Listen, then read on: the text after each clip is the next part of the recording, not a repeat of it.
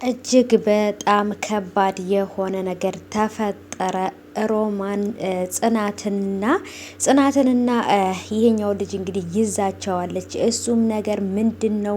ጽናት ፋይል የሆነ ወረቀት ሰጥታው ይህንን ወስደክ እዛኛው ቦታ ላይ ማስቀመጥ አለብህ ብላ ለሮቤል ወረቀት በሰጠችው ሰዓት ላይ ሮማን አግኝታቸዋለች። ወረቀቱ ምንድነው? ፋይሉ ምንድነው ብላ ትጠይቃለች። ወይንስ ደግሞ ወረቀቱ የኔ ነው እኔን የሚመለከት ነገር ነው ብሎ ሮቤል ነገሩን ያስቀይራል ወይንስ ምን ይደረጋል? በእርግጥ እነሱ እንዴት እንደሚወጡበት እንዴት እንደሚያመልጡበት ይሄ ነገር ያውቃሉ?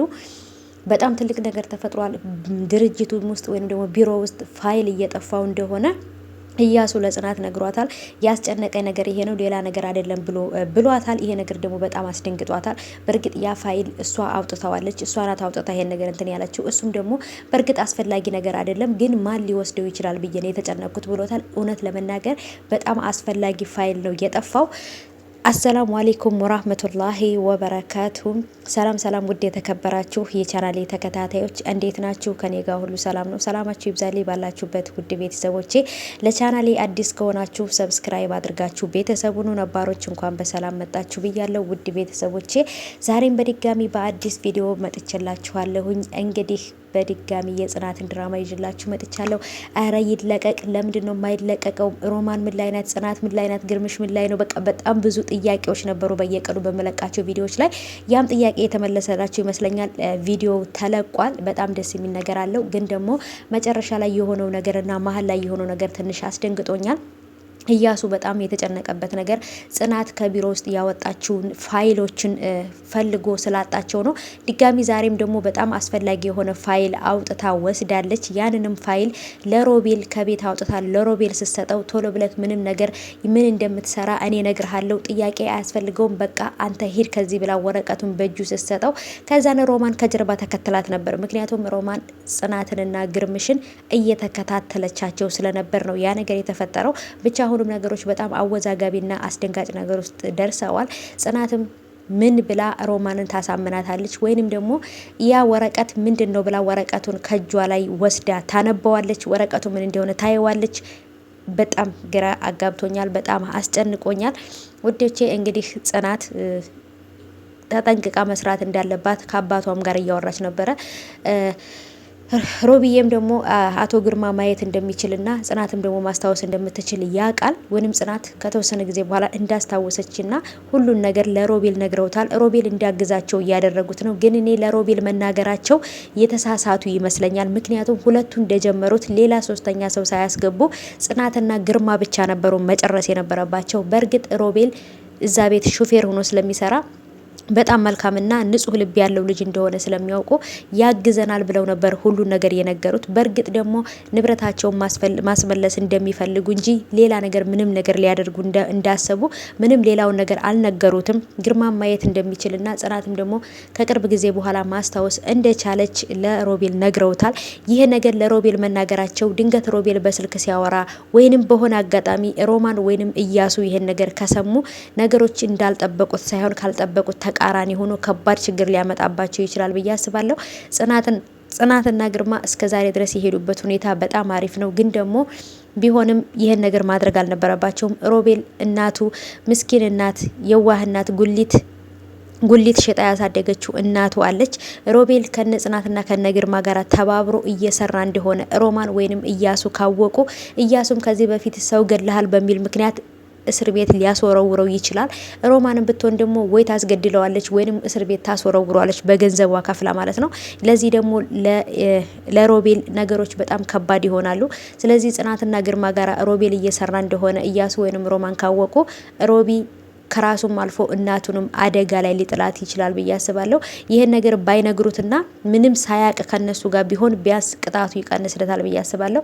አሁን ላይ ግን ጽናትና ግርማ ራሳቸውን ብቻ ሳይሆን ሮቤልንም ካለበት ሁኔታ ሊጠብቁት እናቱንም ሊጠብቁለት ይገባል። ምክንያቱም ሮማን ከነሱ ጋር እየሰራ እንደሆነ ሮቤል ካወቀች ያለምንም ጥርጥር ሮቤልን ታስገድለዋለች ብዬ ነው የማስበው። ከዚህ በፊትም ይሄን ነገር አድርገዋለችም ማለት ነው። ስለዚህ አሁንም ቢሆን ሮቤልን ይሄን ነገር ታረገው ሮቤልን ትጎዳዋለች ብዬ ፈርቻለሁኝ። እናንተስ እንዴት አሰባችሁት? የኔ ተመልካቾች እስኪ ሀሳባችሁን ኮሜንት አስቀምጡልኝ። የኔ ሀሳብ ትክክል ነው ወይንስ አይደለም? የእናንተንም ደግሞ ግምታችሁን ኮሜንት አስቀምጡልኝ። ሮቢ አሁን ላይ ያለበት ሁኔታ ከባድ ቢሆንም በጽናትና በግርማ መሀል ላይ በሮማንና በኢያሱ መሀል ላይ ሆኖ ማንኛውን ማመን እንዳለበትና ወደ የትኛው እንደሚሄድ ማንኛውን ሰው እንደሚመርጥ ግራ ገብቶታል። ኢያሱም ደግሞ ከጥላቶች ጋር ሆነክ እኔን ከጎዳኸኝ ከጥላቶች ጋር ሆነክ እኔን ከጎዳኸኝና ከበደልከኝ እኔን ካጠቃኸኝ ግን መጨረሻ አያምርም ብሎ ነበር ሲያስጠናቅቀው የነበረው። ይህን ሰሞን ኢያሱ ለሮቤል የሚናገረው ነገር ያወቀው ነገርና የጠረጠረው ነገር ያለ ይመስለኛል ማለት ነው። እሱም ደግሞ ይሄን ነገር ነው የተናገረው። ምክንያቱም የሆነ ነገር ባይጠረጥርና የሆነ ነገር ባያቅ ይሄን ነገር አይለኝም ነበር ብሎ ሮቤል ለግርምሽ ነግሮታል። ግርምሽም ደግሞ ምንድነው ማድረግ ያለብን ሲለው መጠንቀቅ አለብን፣ እናንተ ሁሉን ነገር ምን ማድረግ እንደፈለጋችሁ እውነቱን አልነገራችሁኝም። እሱም ደግሞ ወንድሜ ነው፣ አብሮ አደጌ ነው፣ ከጥላቶች ጋር ሆነክ እንዳትጎዳኝ ብሎኛል። እኔም ደግሞ ከጥላቶች ጋር ሆኜ አልጎዳህም ብዬ ቃል ገብቼለታለሁ። ስለዚህ እናንተ ምንድነው ማድረግ ያሰባችሁትን ነገር ልነግሩኝ ይገባል ብሎ ከግርምሽ ጋር እየተነጋገረ ነበር። ግርምሽም ደግሞ ነገሮችን ተጠንቅቀን እናደርጋቸዋለን፣ ምንም የሚያስፈራ ነገር የለም ብሎታል። እዛም ውስጥ እንግዲህ እስከ ዛሬ ድረስ እንግዲህ እነ ሶልም አልመጡም፣ ቃልም ቅዱስም ብሌንም እስከ ዛሬ ድረስ እያየናቸው አይደለም። እነሱ ቢመለሱ ቢያንስ የተወሰነ አዲስ ነገር ይኖራል ብዬ አስባለሁ። አሁንም በእርግጥ ሮማን ባለችበት ቦታ አዲስ ነገር አይጠፋም። ምክንያቱም ራሷን በራሷ ሌላ ታሪክ ውስጥ እያስገባች ነው ያለችው። ሁሉንም ሰዎች እያስጠነቀቀች፣ ሁሉንም ሰዎች እያስከፋች፣ ሁሉንም ሰው በራሷ መስመር ብቻ እንዲሄዱላት ነው የምትፈልገው። አንዳንድ ጊዜ ምላሳችንን ብቻ ሳይሆን አይምሯችንን ብናሰራው አሪፍ ነው ብዬ አስባለሁ። ሮማን ከመናገርና በጉልበት ከማሰብ ይልቅ አይምሯን እያሰራቸው አይደለም። አይምሯ በጭራሽ ጥሩ ነገሮችን አያስብም ከመጥፎ ውጭ ማለት ነው። ሰዎችን በመድኃኒት ማሳበድ፣ ሰዎችን መግደል፣ ሰዎችን አጥፍታ የሰዎችን ንብረት ለራሷ ማድረግ ነው የምትፈልገው። እያሱም ደግሞ ምንነሽ ነው በዚህ በጧት ተነጠሽ የምትጨነቂ ብሎ በጠየቃት ሰዓት ላይ በረንዳ ላይ ሆና ዛሬ ላይ ላንተ እየከፈልኩ ያለሁት መስዋዕትነት ቀስ ብሎ ይገባሃል ብለዋለች። መስዋዕት እየከፈለች ያለችው ሮማንንና ጽናት ነው ግርምሽንና ጽናትን ገላ እነሱን የፈለገችው ነገር አድርጋ አሳብዳ ከምድር ላይ አጥፍታ የነሱን ንብረት ለልጆቿ ማውራት ነው የምትፈልገው። ሰርታ ተለውጣ የልፋቷን ውጤትና የድካሟን ለልጆቿ ማውረስ ሳይሆን ከሰዎች የነጠቀችውን የሰውን ላብ፣ የሰውን ደም፣ የሰውን ነፍስ ነው ለልጆቿ መስጠትና ማውረስ የምትፈልገው። ብሌን ደግሞ ልጇ ተቃራኒ ናት። እያሱም ይሄ ነገር ሁሉ ከጽናትና ከአባቷ እንደመጣ እያወቀ ነው ጽናት ጋር አብሮ የሆነው። ጽናትንም ደግሞ ስለ አንቺም ስለ ልጅም ስለ ሁሉ ነገር እጨነቃለሁ እያላት ነው። ግን ደግሞ ልክ ጽናት የምታደርገው ነገር ከተጠራጠረ ድንገት ጽናትን ተከታትሏት የምታደርገው ነገር ካየ ወይንም ድንገት ካሜራ ደብቆ ቢሮ ውስጥ ወረቀት ስትፈልግና ወዘተ የሆኑትን ነገሮች ካየ ነገሮች ወደ ሌላ ቦታ ይሄዳሉ ብዬ አስባለሁ። ጽናትና ግርማ ለሮቤል እውነቱን ያለውን ነገር መናገር አልነበረባቸውም። ምክንያቱም ድንገት በስህተት የሆነ አጋጣሚ ላይ ተፈጥሮ ሮማን ወይንም ደግሞ እያሱ ይሄን ነገር ሊሰሙ ይችላሉ ብዬ ፈርቻለሁ። ነገሮች ግን እንደዚሁ ላይ ቀጥሉ ይችላሉ። ጥሩ ቦታ ላይ ጥሩ ነገሮች ሊሆን ይችላል። ብቻ ግን መጨረሻ ላይ እንዳያችሁት በጣም ያልጠበቁት ነገር ተፈጠረ።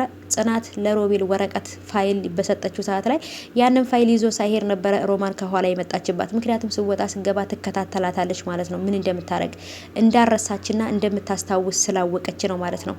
እጅግ በጣም የሚያሳዝን ነገር ነው። ምን ይፈጠራል?